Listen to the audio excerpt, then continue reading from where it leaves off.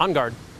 It's been a sport since the 1400s, but it's one we seem to forget. The sport was based on don't get killed. Now it's transitioned into a more formal competition that seems to rope the talents of several sports into one. And that's the best thing about fencing, is it requires the coordination of tennis. It has the physicality of a martial art, and it has the tactics and complexity of chess.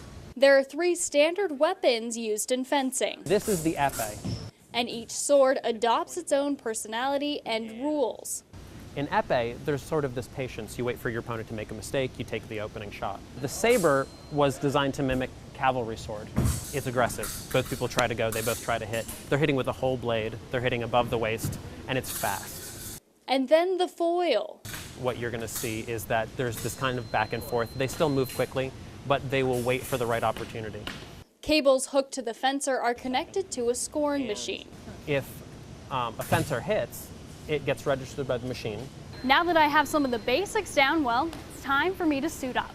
I had my first fencing lesson. Now that my lesson's done, on guard. Followed by my very first duel. Surprisingly, you're supposed to hold the sword very lightly, and it makes it easier to control. So not really practical in a skirt, but when this sport first started, that's how women did it.